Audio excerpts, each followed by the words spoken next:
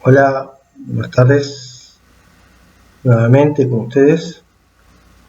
Os recuerdo, soy Carlos Herrera. Y bueno, quiero tomarme unos minutos para dar unas ideas introductorias de lo que va a empezar a ser este inicio de curso del Derecho Administrativo. Y me parece válido, antes de entrar a los aspectos propios de nuestra materia, que son aspectos estrictamente normativos, introducirnos en algunos temas que, si bien no son propios del derecho, o específicamente del derecho, sí tienen que ver o están íntimamente relacionados con este.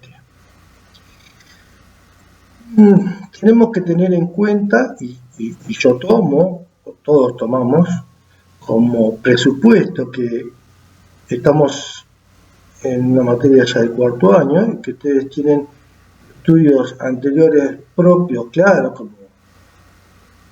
derecho constitucional o derecho político, en el cual anticipan como conocimiento o tienen como base de conocimiento que el sistema donde vivimos, con el que convivimos, en el cual estamos insertos, generalmente lo hemos denominado Estado de Derecho. Y que dentro del sistema de Estado de Derecho, en nuestro sistema constitucional, está basado sobre la idea de tres pilares básicos, o no pilares, sino de tres organizaciones de poder dentro de lo que es el Estado, que es lo que normalmente denominamos el Poder Ejecutivo, lo que denominamos el Poder Legislativo y lo que obviamente también llama la Constitución, el Poder Judicial. Nuestra materia, anticipando algunas ideas de todo esto, lo que vamos a ver con el tiempo a lo largo de toda la cursada, específicamente tiene que ver con aquellas normas jurídicas que regulan la actividad del Poder Ejecutivo. Pero no solamente vamos a dedicarnos a estudiar las normas del Poder Ejecutivo, las propias, sino en su contexto, en su vigencia, en su vinculación con la comunidad. Este Poder Ejecutivo tiene una organización por debajo, una organización de poder, de trabajo cotidiano, que generalmente se denomina administración pública. De hecho, la Constitución establece que el jefe de la administración pública es el presidente de la nación, o en las provincias los gobernadores, o en los municipios el departamento ejecutivo, o quien es su titular, usualmente denominado intendente municipal. Bajo ese contexto, lo que primero vamos a hacer es, antes de referirnos a todas las cuestiones normativas, vamos a hablar unos minutos respecto de cuál es el papel que tiene esta administración pública a lo largo de estos dos últimos siglos, porque tenemos que entender una situación. Las normas jurídicas, en principio, van a ir acompañando a los diferentes cambios que la sociedad le exige al Estado, y dentro del Estado, fundamentalmente, a su músculo principal, a su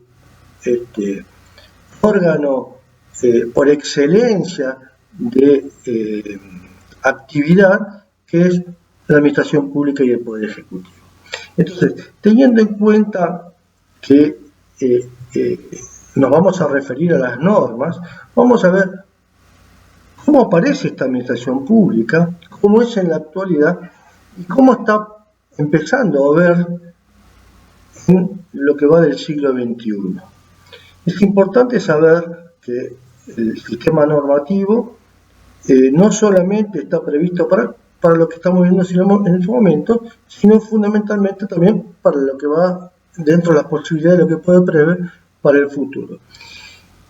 Y esto nos demuestra que a veces puede ser las normas un grado de encorsetamiento de los cambios generados o necesitados, y en otras veces la misma norma genera ciertos cambios de conducta.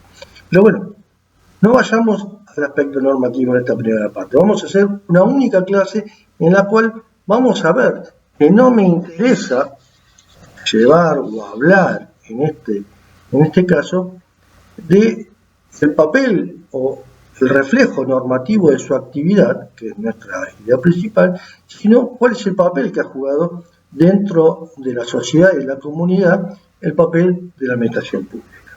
Para esto vamos a tomar básicamente un momento determinado dentro de la evolución de la sociedad.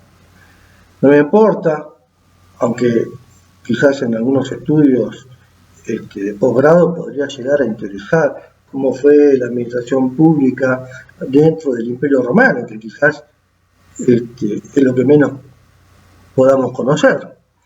Pero lo que me importa a mí en este momento es ver cómo está la administración pública ahora y cuál es el origen cercano de este papel.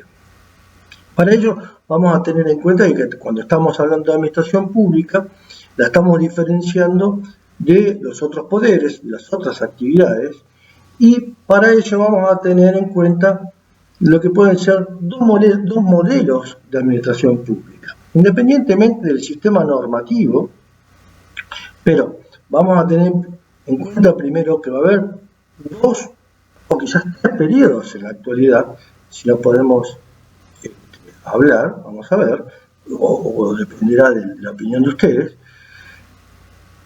de las diferentes perspectivas que tenemos respecto al papel de la administración pública en la comunidad y en la sociedad. El primer momento en que podemos hablar del papel de la administración pública o el primer análisis, que podemos llamar el primer modelo de administración pública estudiado, es una administración pública propia de los siglos XVIII y XIX y que generalmente se ha llamado como el modelo gendarme o el Estado gendarme, relacionado también, como después vamos a ver, con un modelo normativo propio, pero básicamente lo que me importa es explicar que durante este periodo, siglos XVIII y XIX, la administración pública en sus diferentes países u estados jugó como consecuencia de la evolución de las ideas y las instituciones un papel netamente abstencionista. ¿Qué quiere decir abstencionista? Abstencionista por parte de la actividad propia de la administración pública. La administración pública lo que se dedicaba fundamentalmente era a preservar algún grado de libertad, de mantenimiento de la libertad en las relaciones entre los ciudadanos. Es decir, la administración pública lo que intentaba garantizar es que las vinculaciones o las relaciones que se podían producir entre los ciudadanos estén dentro de un marco en el cual la libertad de uno no implique la afectación de la libertad del otro. Y que fundamentalmente la idea era preservar ese papel.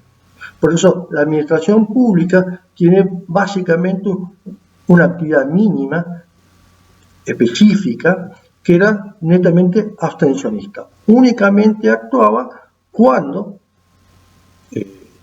los ciudadanos excedían este grado de libertad y ya empezaban a afectar los derechos de otros ciudadanos. De hecho, veamos que hasta el siglo XIX el régimen jurídico que mayor desarrollo científico ha tenido ha sido el derecho privado, que es el que vincula las relaciones entre los ciudadanos.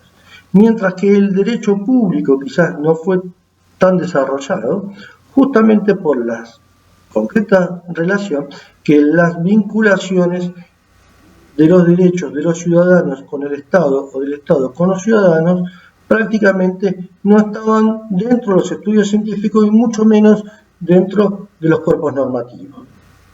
En algunos casos porque no existía ningún tipo de regla y en otros casos porque las reglas eran mínimas. Este estado abstencionista, este estado propio del siglo XIX, intentando caracterizarse por mantener la seguridad, la salubridad y la moralidad de la ciudadanía, como recién decía, intenta mantenerse dentro de estos parámetros y garantizar de esta manera la mayor eficiencia de la actividad estatal en pos de mantener este grado de libertad. Este grado de libertad que se da en el marco de esta sociedad es lo que va a dar lugar fundamentalmente a ideas políticas liberales y que en algún caso dieron lugares también a concepciones económicas como podría ser el individualismo económico. Pero fundamentalmente va a ser el origen de lo que va a ser durante el siglo XIX la aparición de un modelo privado, si se quiere, comunitario, de lo que hemos denominado el capitalismo. Desde esta perspectiva, pensemos que en el siglo XIX, con la aparición de los nuevos modelos, empieza a organizarse por debajo de las autoridades que ejercían el poder, una organización burocrática de funcionarios y empleados que iban a estar actuando constantemente en nombre de superior. Quizás quien fue el primero que va a sistematizar esta organización burocrática, quien fue el máximo inspirador de una organización, no de su estudio, pero sí de la organización, fue indudablemente Napoleón. Napoleón va a llevar a la administración pública sus conocimientos, sus conceptos de organización militar, el modelo de jerarquía y el modelo de competencias. Entonces, necesita y advierte que para ejercer el poder, lo que necesita no es solamente una organización militar, sino también una organización burocrática dentro del tejido social que cuando tenga que dar una orden pueda ejercerse a lo largo de todo el territorio esa orden tal cual se ordena. Por lo tanto, lo que se empieza a dimensionar es una aparición, un modelo de organización muy jerárquico en el cual empieza a ser la mano ejecutora del poder de turno. Esto es importante porque va a reemplazar a también una organización burocrática medieval o feudal en la cual había, pero que era mucho más anárquica. La administración del Estado moderno va a aparecer con ciertos conceptos, fundamentalmente con la necesidad post-Napoleón, en toda la Europa continental, la necesidad que quien da la orden realmente no es la autoridad superior, sino básicamente que el funcionario debe cumplir con la ley. Es decir, hay un trasvasamiento de idea de responder a una persona para empezar a responder al régimen jurídico. Esta actividad, este modelo abstencionista, va a ser, como dije hoy, el ámbito en el cual se va a empezar a desarrollar un nuevo modelo, un modelo económico industrial, que va a empezar a trasladar parte de la sociedad que en ese momento convivía en el campesinado, va a empezar a generar el traslado de las sociedades de los campos a las grandes urbes. Y en las grandes urbes va a empezar a aparecer un nuevo sector social, que era el sector industrial, junto con el comercial, que ya venía de antes, y van a empezar a aparecer también nuevos modelos de trabajos y de gestión industrial que poco a poco, ya en el siglo XX, van a advertir que hay grandes ciudades con grandes industrias y con otro tipo de necesidades. Esto va a dar lugar a la aparición, ya en el siglo XX, de un nuevo papel de la administración pública. Ya no va a ser suficiente garantizar la libertad de la comunidad, sino que el ciudadano espera por parte de la administración pública que ésta no solamente mantenga la libertad de los ciudadanos, sino que advierte que en el grado de convivencia necesita generar también un grado de igualdad de derechos. Y por lo tanto, ya no solamente para generar igualdad era suficiente con mantener la libertad, sino que requiere por parte de la administración pública actividades y políticas concretas para generar igualdad. Esa igualdad, en definitiva, que era la base necesaria para el ejercicio de otro nivel de libertad diferente a la del siglo XIX. Este modelo, que va a empezar a aparecer en las primeras décadas del siglo XX, va a ser denominado, o es denominado genéricamente, el estado de bienestar. El estado de bienestar es un escalón superior ya del capitalismo, va a empezar a advertir que estos modelos económicos empiezan a tener una población requiriente de prestaciones de servicios a los efectos de poder desarrollarse. Y empieza entonces a exigirle a la comunidad de la administración pública que empiece a prestar servicios, ya no solamente los de salud y seguridad como era en el siglo XIX, sino ya empieza a generar actividades concretas, regulaciones, participación económica, planes económicos, garantizar la propiedad, el acceso a la propiedad, garantizar el acceso a los bienes de producción. Es decir, empieza a exigirle a la administración pública que debe empezar a garantizar ese tipo de actividades y por lo tanto la administración pública debe reconvertirse en algo que era netamente abstencionista para empezar a generar actividades propias y concretas.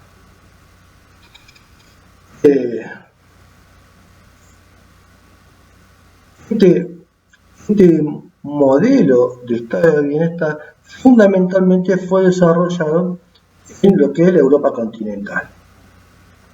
No hay consenso sobre cómo o por qué son las causas de este movimiento, pero sí la idea de que existen ciertos puntos comunes dentro de lo que va a ser el reconocido estado de bienestar. Por ejemplo, la existencia de políticas tendientes a un grado de mantenimiento de una salud pública necesaria, de sistemas previsionales, de acceso a la banca, a los préstamos, acceso a bienes públicos no estrictamente necesarios, pero que sí permitían la nueva generación de actividades industriales, de servicios públicos como podría ser, por ejemplo, el transporte, en donde ya es un papel directo en algunos casos y en otros la administración pública se lo cedía al capital privado para que vaya desarrollando. ¿No es cierto que el modelo económico de la primera mitad del siglo XX va a desarrollar y va a ser un triunfo del modelo de estado de bienestar? Es decir, nadie va a desconocer la necesidad y la conveniencia de ese papel de generador de igualdad por parte de la administración pública.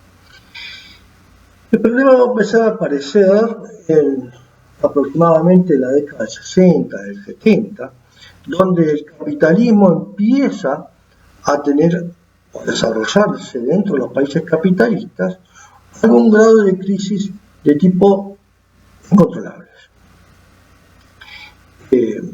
Fundamentalmente se dieron a lo largo de los años 60, 70, 80 y posteriores.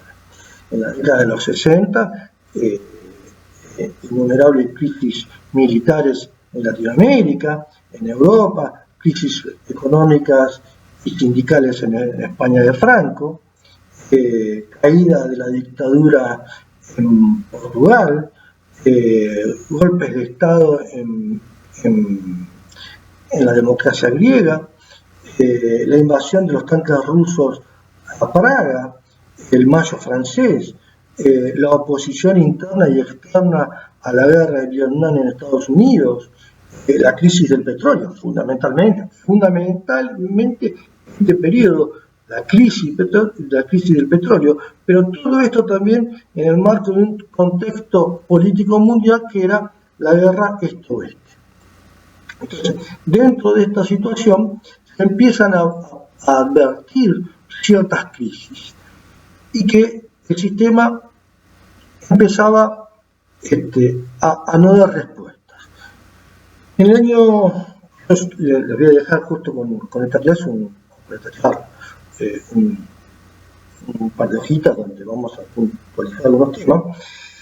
En el año 1973, David Rockefeller, el presidente, o CEO, como se dice ahora, del Chase Manhattan Bank, va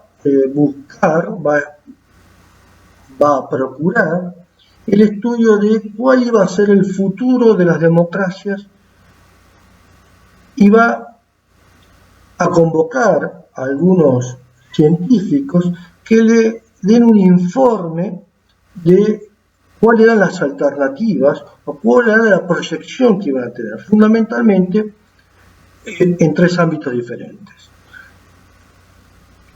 Estados Unidos, Europa, Japón. Observemos que Latinoamérica no existe para este informe. Pero del informe que tiene el Manhattan Bank, que se llama Informe a la Comisión Trilateral sobre la Gobernabilidad de las Democracias, es el primer informe serio donde se empieza a advertir que la sociedad empieza a generar ciertos cambios que ya los estados, sobre la base de la idea del estado de bienestar, no pueden satisfacer. Es decir, hay ciertas necesidades básicas que hasta ese momento se podían satisfacer, pero que en el futuro las nuevas generaciones no iban a poder contar con la respuesta a la satisfacción de lo que en cada generación consideraba como una necesidad. Eso iba a traer graves crisis económicas y sociales.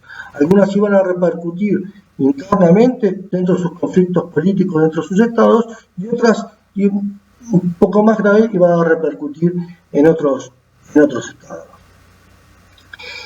Este informe, que fue tomado por todo lo que fue posteriormente a la formación de una nueva idea, la aparición también dentro de la ciencia de una nueva área, la ciencia política, va a empezar a advertir la necesidad de cambios, de estudios, de reclamos, de respuestas, y van a empezar a advertir lo que se va a llamar la crisis del estado de bienestar.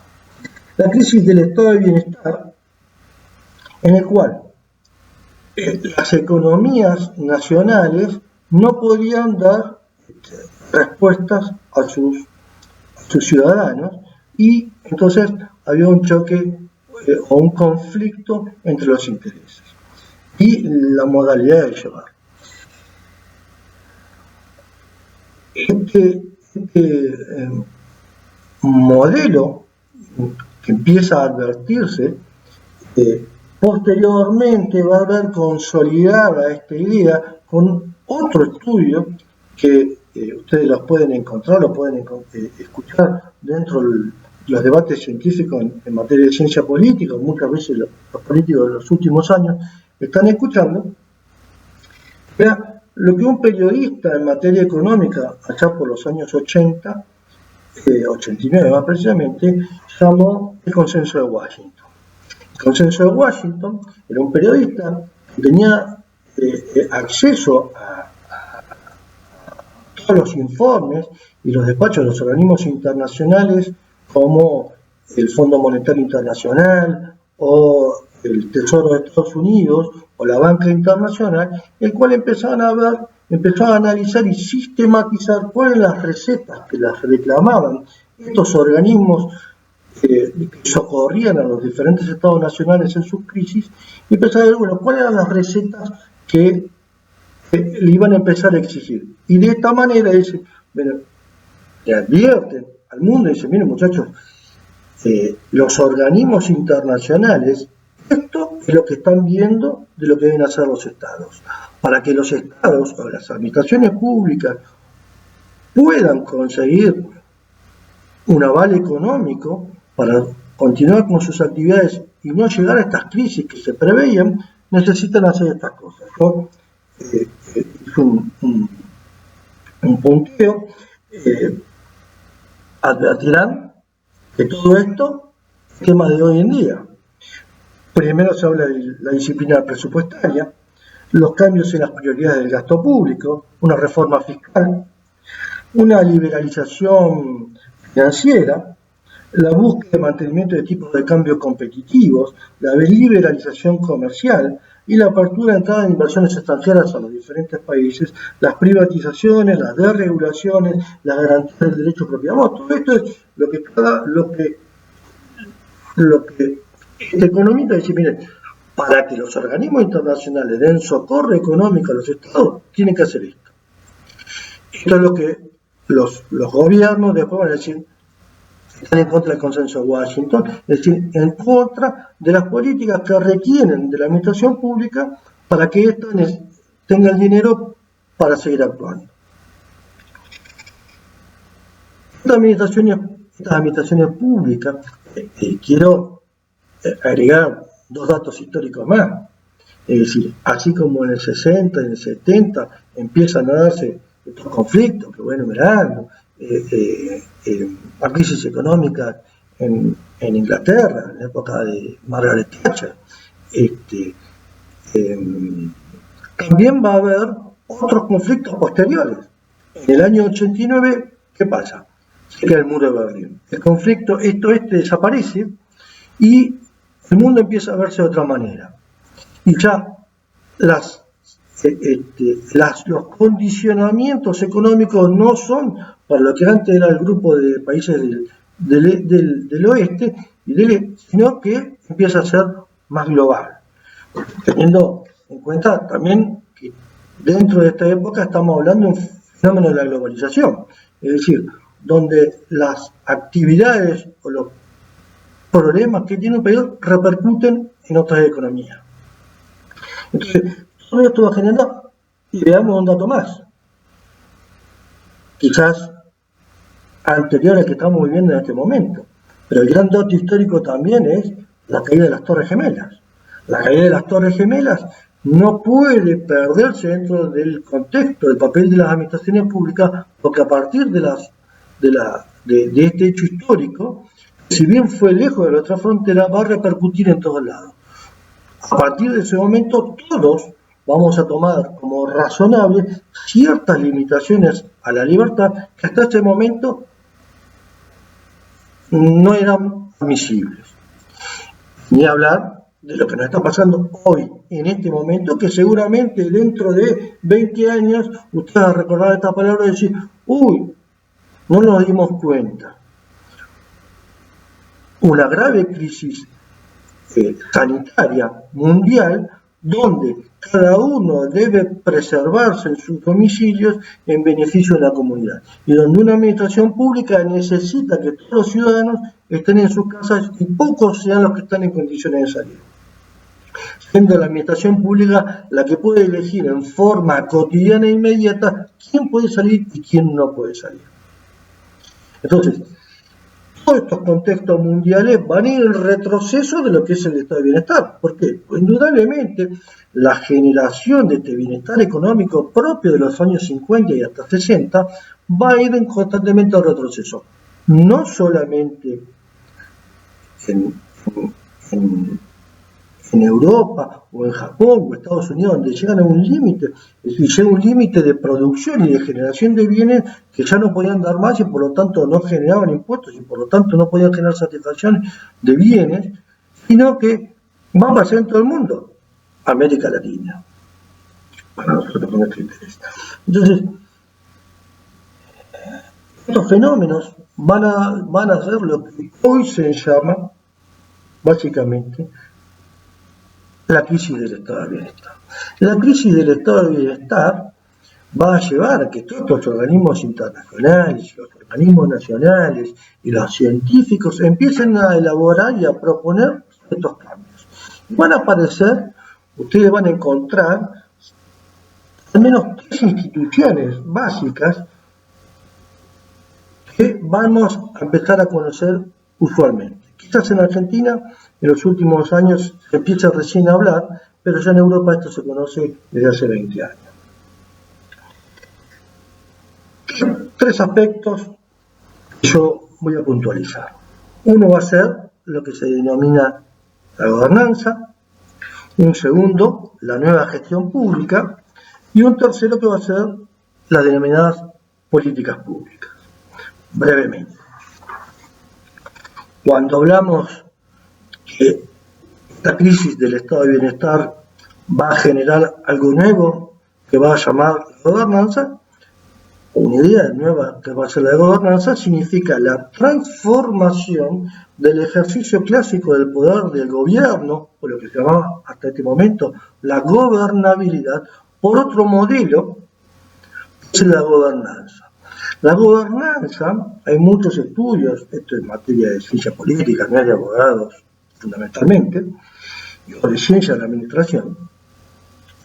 La gobernanza, lo que está proponiendo es que el nuevo modelo de gestión estatal ya no es, como fue hasta ahora, un modelo donde la administración pública dispone y la ciudadanía cumple, sino por el contrario, esto fundamentalmente, ¿por qué? Porque ya las actividades de la administración pública eran resistidas por quienes eran los hipotéticamente beneficiarios del sistema. Entonces, al ser el beneficiario, el ciudadano, resistirse a las nuevas políticas sociales, debe generarse un nuevo marco de ejercicio del poder. Esta es la gobernanza. La gobernanza va a decir que ya no se requiere solamente el ejercicio del poder por parte del Estado, sino que también se necesita la participación del capital privado y la participación de organismos intermedios. Entre los 3 deben generar consensos sociales para que las nuevas políticas o las nuevas actividades o los nuevos cambios de la sociedad puedan realizarse. Es decir, necesita por parte de la comunidad un consenso respecto de los cambios necesarios. Sin estos consensos en la comunidad es imposible lograr los cambios necesarios para disminuir la afectación que le lleva a la comunidad el conflicto o la crisis del estado de bienestar. Es decir, en otros términos, los gobiernos de turno dicen, bueno, si la ciudadanía no entiende que ya no tenemos dinero para satisfacer lo que requiere como un bien propio, debemos generar consensos para empezar a satisfacerlo o de otra manera o que se acepten. Ya en esas condiciones no podemos hacer. Entonces necesitan la participación de todos. Consensos, acuerdos, prácticas más profesionales. Esto por un lado. Es decir, esto es el papel de la administración pública. Concretamente, es decir, un cambio normativo que le permita a la administración pública tomar decisiones, pero también cada vez que toma decisiones, relacionarse e interactuar con el capital privado y con las organizaciones intermedias. Cuando hablo de organizaciones intermedias, no hablo de lo que normalmente llamamos nosotros quizás los sindicatos o las organizaciones sindicales, sino fundamentalmente lo que se denomina las organizaciones no gubernamentales, que tienen una formación profesional selecta y que no poseen un grado de interés propio o un grado de interés sectorial, sino que tienen como objetivo intereses generales. que muchas veces pueden aportar conocimiento a una perspectiva externa de lo que puede ser o lo que debe hacerse. Y muchas veces también ejercen control, no solamente, o herramientas de control, no solamente de la administración pública, sino también del capital privado.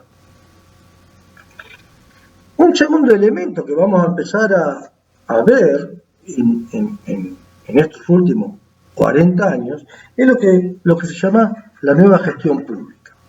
La nueva gestión pública también va a aparecer a partir de las últimas décadas del siglo XIX como cambios dentro de la administración pública. Ya no cómo ejerce poder, sino cómo va a actuar. Es decir,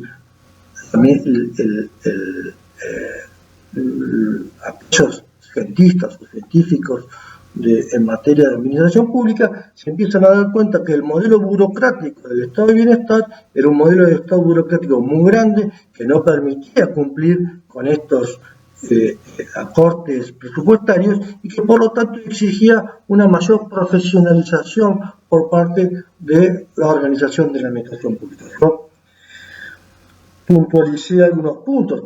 Tenemos que tener en cuenta que la nueva gestión pública va a tener como modelo de gestión la gestión empresarial.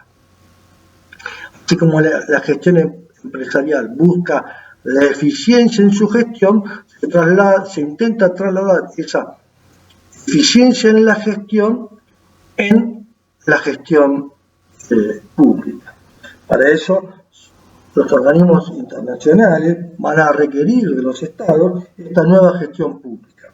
La profesionalización de la alta burocracia, la administración pública debe ser transparente y sus administradores deben ser responsables, descentralizar las actividades de los servicios públicos, en las actividades exclusivas del Estado que permanezcan a cargo del gobierno central. La administración pública debe basarse en la desconcentración. La administración pública general se orienta básicamente al control de resultados, la mayor autonomía gerencial de las agencias y sus gestores, es decir, un nuevo sistema y más fuerte control interno por parte de la administración pública.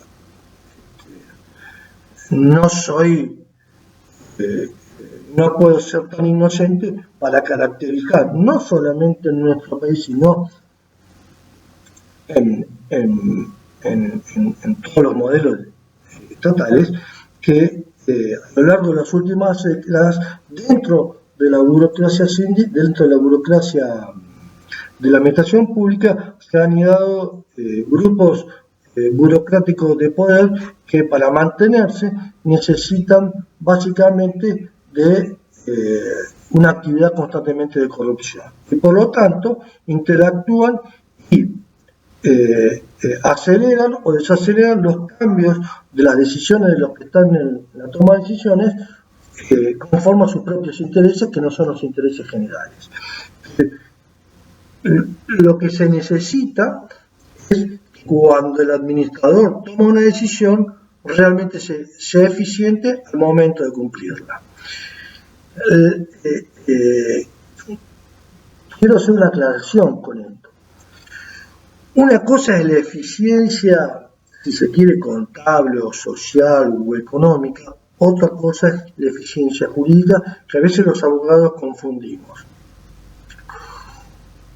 Una eficiencia en un management de una empresa es que si para producir más bienes necesita mejorar su sistema de producción acortando ciertos procedimientos. Entonces, generar eficiencia o eficacia, para algunos puede haber algún tipo de diferencia. Es decir, acortar, achicar pasos innecesarios. Una cosa es la eficiencia o la eficacia dentro de las materias de la administración, de la ciencia de administración. Otra cosa es la eficiencia en materia jurídica. Para mí, para algunas escuelas jurídicas más modernas, la eficacia del derecho no se da con la eficacia administrativa o económica. La eficacia de una norma jurídica se da con su cumplimiento. Una norma es eficiente cuando se cumple. No es una norma eficiente aquella que se dicta pero que no se cumple. Entonces, un legislador que es eficiente es aquel que advierte que sus normas deben ser cumplidas o se cumplen. ¿Por qué? Si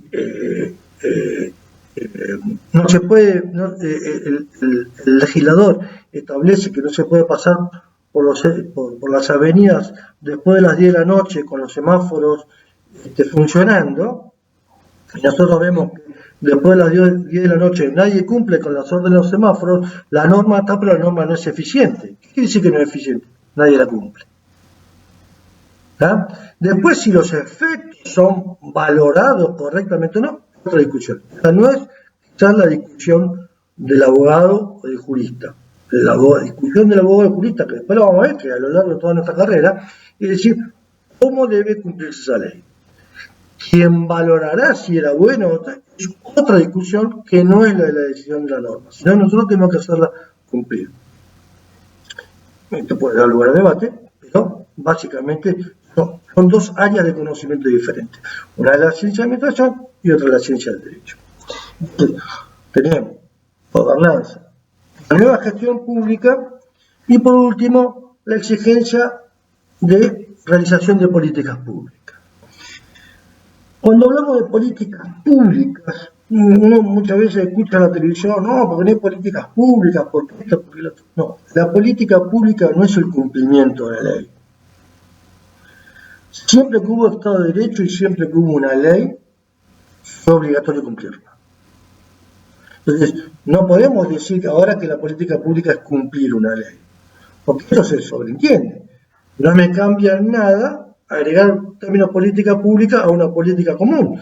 Si la política social de los últimos 200 años es prohibir conductas sociales a través de un código penal, las políticas públicas no significan hacer cumplir el código penal. No introduce ningún conocimiento, es cierto, pero no introduce nada. Lo que estos cambios de la crisis del estado de bienestar nos van a decir como políticas públicas es otra cosa. ¿Qué son estos cambios? Lo que están hablando cuando se habla de política pública es primero determinar un problema, un problema público, concreto. Después determinar cuál es el grupo de ciudadanos que lo que debemos actuar para que hacer desaparecer o agravar estas circunstancias. Y después, ¿cuáles son los instrumentos jurídicos que vamos a utilizar para que esas conductas vayan a ver? Pero aparte, esto es lo que históricamente se ha hecho. Pero en estas políticas públicas, lo importante que hay que hacer, o lo importante que nos dicen que se tendría que hacer, es que constantemente tiene que estar revisada a través de objetivos. Objetivos concretos, objetivos a corto plazo, objetivos a mediano plazo y objetivos a largo plazo. Y la constante cambio y la revisión de estos objetivos y la determinación, estos cambios se van produciendo. Es decir, no la idea de que los cambios sean abruptos, sino el acompañamiento de los diferentes estados que hoy vimos en materia de gobernanza para que la sociedad vaya cambiando aquellas conductas que se consideran apropiadas. Es decir, queremos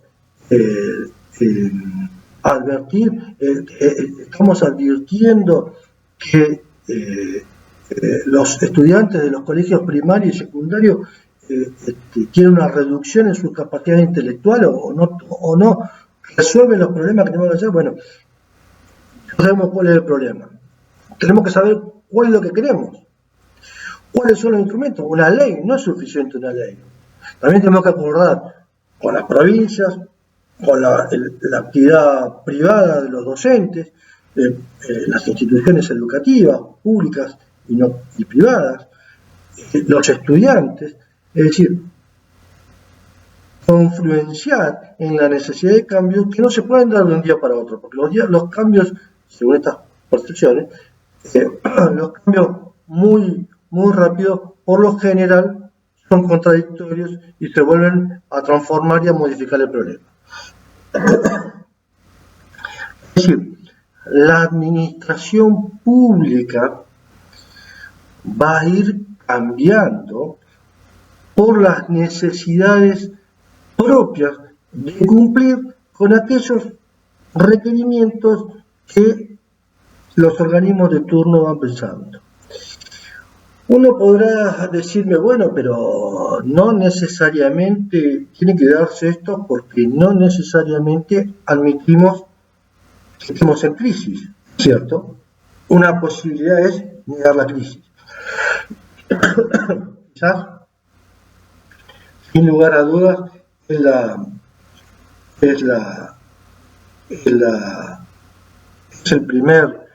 primera opinión que nos damos. Pero esto nos aleja del mundo. Esto es lo que el mundo está pensando. Podemos hacerlo o no hacerlo. Podemos hacer otra cosa y podemos seguir como estábamos. Lo que el mundo está cambiando, hacia donde el mundo está yendo, es lo que nos recomiendan hacer algunos. Podemos tener un modelo propio. Yo soy crítico de estas teorías, de estas ideas científicas, yo únicamente intento trasladarlas a ustedes, porque realmente yo creo que el modelo latinoamericano es un modelo diferente al europeo y diferente al norteamericano. Estas ideas se hacen en el contexto de los modelos de las economías propias de Estados Unidos, Europa y parte de Asia. En realidad, la crisis del estado de bienestar es porque llegaron a un límite, a un tope de su producción, en la cual no pueden dar mayores satisfacciones porque no pueden generar más bien. Pero nuestro problema no es ese. Nuestro problema es que somos un modelo social en el cual nunca tuvimos la capacidad productiva de Europa. Es decir, no viene nuestra crisis por un modelo de superproducción, sino justamente todo lo contrario. Nuestra crisis viene porque nunca pudimos llegar a un modelo propio de producción industrial. Los europeos se pueden dar el lujo, así como los norteamericanos se pueden dar el lujo de no producir tanto. Nosotros no tenemos rutas. Nosotros no tenemos salud pública, o tenemos muy deficiente. No tenemos accesos locales. No tenemos, en nuestro caso, Argentina quizás puede tener un sistema educativo en todos los niveles muy eficiente, pero no es el grado así de toda Latinoamérica. Somos un modelo social, comunitario, basado fundamentalmente en la generación de bienes únicamente propios de la agroindustria. Entonces, trasladar la solución de otros modelos al nuestro es una idea, pero no es suficiente. Es decir, podemos, no sé quién, para explicar, pero podemos ver que tenemos que adoptar algunos de estos cambios, pero tenemos otros cambios más importantes. No sé cuáles son estos cambios, no sé. Lo importante es que la administración pública necesariamente, porque el mundo está en crisis, está llevando a ciertos cambios en el papel de la administración pública. Por último, ¿qué está apareciendo en Europa? ¿Qué está apareciendo en Estados Unidos? ¿Qué se está proponiendo también a América Latina? ¿Equivocado? No, vuelvo a decir.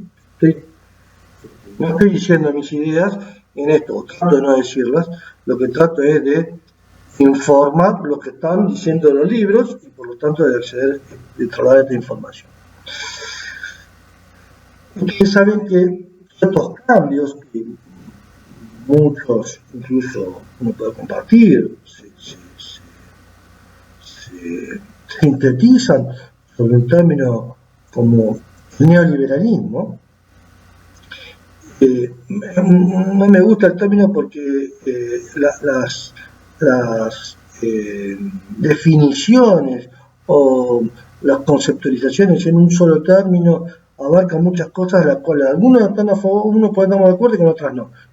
No me gusta ese tipo de términos, pero no obstante, lo que podemos decir es que esta situación económica y social que el mundo está atravesando en el siglo XX y los principios del siglo XXI, en Europa, ustedes saben que, como conté, estos cambios, esta perspectiva nueva de la administración pública propuesta de los grandes centros de poder económico, confluyeron también en Europa, y en Europa tuvieron una gran crisis, porque así como nosotros también tuvieron que privatizar sus servicios, reducir sus presupuestos, aumentar sus impuestos, y esto, como nosotros, también tuvo crisis interna.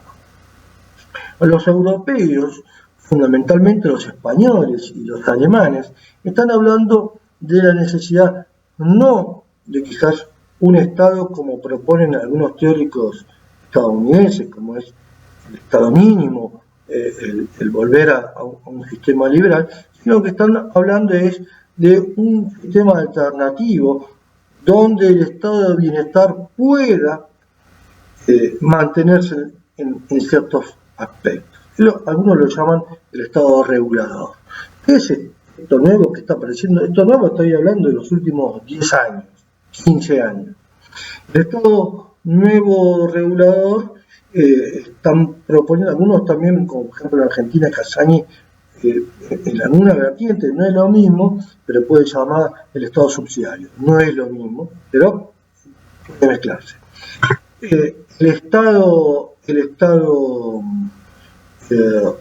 regulador, lo que proponen los europeos como alternativa es la necesidad de una administración pública que sí, ya advierte que se desprendió de muchas actividades empresariales y económicas, pero que debe mantener necesariamente ciertas actividades propias para garantizar el cumplimiento de los derechos fundamentales, salud, educación, pero que debe desprenderse de otras actividades.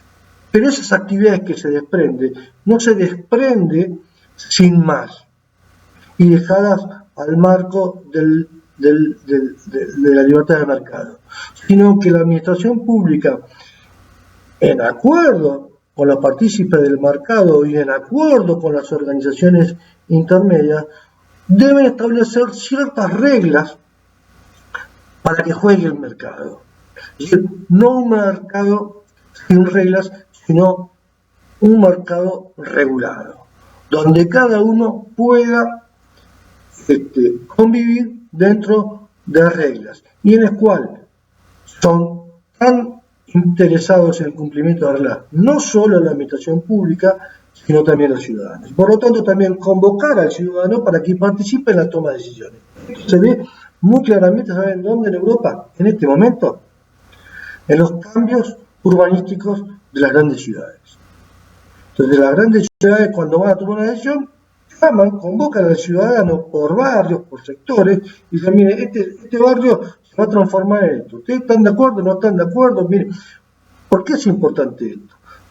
Porque advierten el ciudadano y la administración pública de los cambios dentro del sector urbano pueden traer cambios sociales, pero también puede traer problemas de tipo económico, como puede ser revalorizar la tierra donde vive. También tienen el mal efecto, las especulaciones financieras. Es decir, si lo que antes hacía la administración pública sola, decía, bueno, este barrio a partir de ahora va a empezar a construirse un edificio de más de 10 pisos, entonces el metro cuadrado va a valer más que lo que valía antes. Y eso va a significar una especulación de los grandes grupos económicos, porque van a empezar a comprar las pequeñas propiedades, porque saben que en 2 años, donde era una pequeña casa de 20 metros de frente por 30 de fondo, hace un edificio de 20 pisos con 3 departamentos por piso, más cocheras. Entonces, este tipo de especulaciones dicen, bueno, lo que se propone es decir, viene, vamos a construir, sí. ¿Quiere la comunidad? Mar del Plata tiene cambios, lo que son la avenida Güemes, sin ir más lejos. ¿Sí? El cambio urbanístico de la ciudad es constante. Bueno, no me quiero expresar ese tema porque no es un tema propio de la materia. Pero fíjense otra cosa.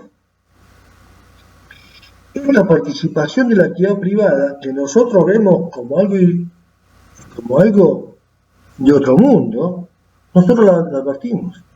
Es decir, el monopolio de la creación normativa hasta ahora fue propio del Estado. Sin embargo, en los últimos años estamos aceptando, cumpliendo con normas elaboradas por el sistema privado que no nos oponemos y que son beneficiosas. Como por ejemplo las normas ISO. Las normas ISO son normas de un conjunto de organizaciones de ONG encargadas de la eficiencia industrial que nos garantizan que bajo ciertas circunstancias podemos medir la calidad de los bienes de prestación y servicio. No hay una decisión del Estado de decir, mire, cada vez que compre un foco usted, un foco de luz, este foco tiene garantía de normas ISO. Pero usted sabe que si en el foco dice cumple con las normas ISO 9000, significa que tiene la garantía de la calidad del bien. No los aceptamos. Es más, si no llega a tener que cumplirse con eso, vamos y exigimos nuestro derecho en defensa del consumidor. ¿Sí? Hay una pérdida del monopolio del poder normativo del Estado y empieza a aparecer nuevos elementos entre la comunidad, en particular, que empieza con la participación de los organismos a controlar. Sin ir más lejos, en nuestro país en los últimos años, cuando hablamos de inflación, ¿a quién estamos escuchando? Estamos escuchando al Estado, pero atrás estamos escuchando un organismo como es la Universidad Católica Argentina, a la cual le damos cierta credibilidad de que lo que dicen es cierto y que algunos de los contratos entre los particulares se van a someter a aquello que dicen los índices de ese organismo, no del Estado, no son ilegales. Por lo tanto, se empieza a requerir la administración pública y diga, mirá, cuando esté regulando, pensá que tenés que estar regulando y que ese organismo lo tenés que garantizar para que tampoco sea absorbido por los grupos económicos, ni por los intereses sectoriales del poder de turno, ni por los grupos empresariales que tienen sus intereses particulares.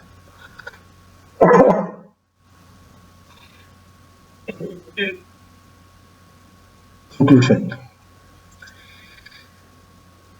Estos fenómenos que tiene la administración pública tienen una faz normativa. Esta faz normativa es la que vamos a estudiar a lo largo de estos meses, nadie sabe cuánto tiempo vamos a llevar.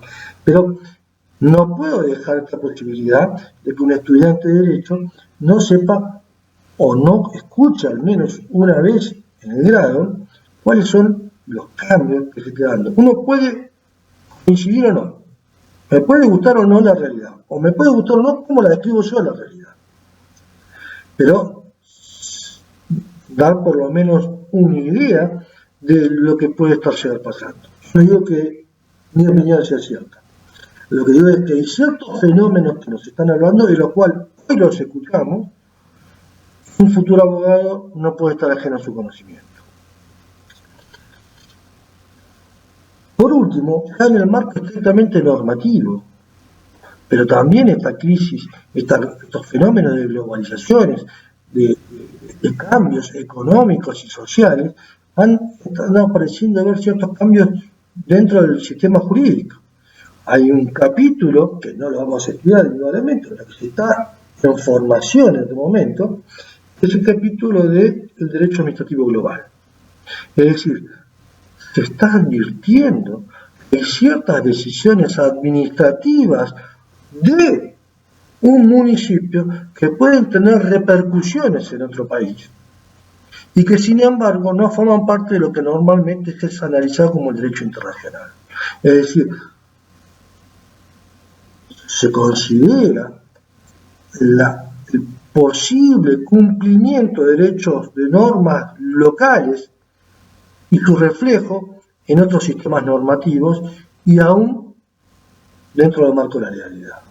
Entonces, aquello que estaba previsto por el derecho internacional, únicamente entender que el derecho internacional, los actores de ese derecho son los estados, empiezan a aparecer como que por debajo de los estados hay ciertas actividades empresariales u administraciones públicas que toman una decisión y que directamente repercute en nuestro país, sin necesidad de ser una decisión adoptada por el Estado. Bueno, esta única clase de charla en este sentido ha sido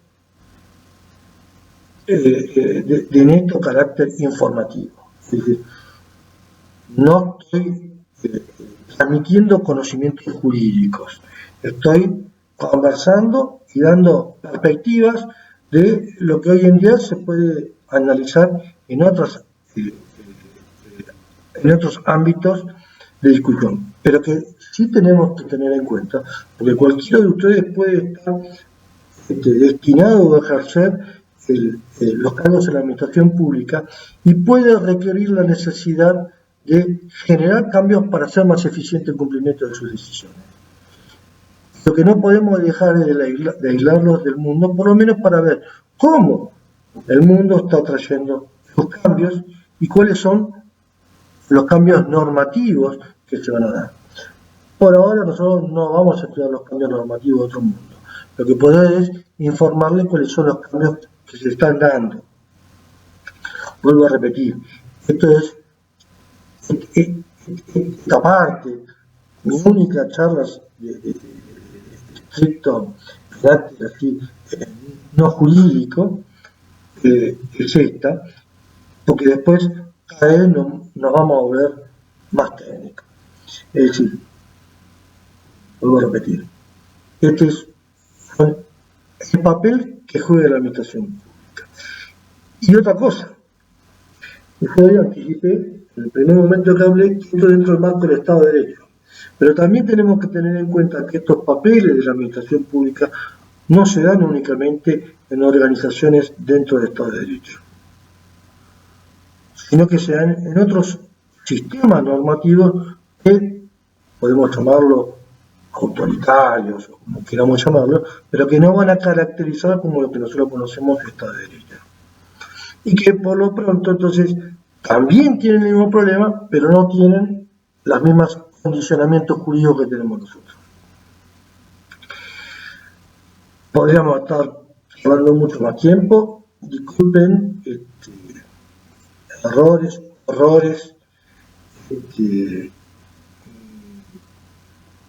no quiero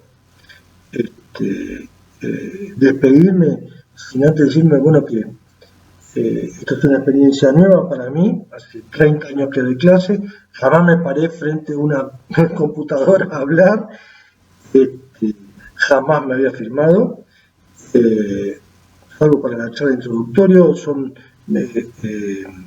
consciente del perjuicio que esto le está generando a ustedes en su carrera.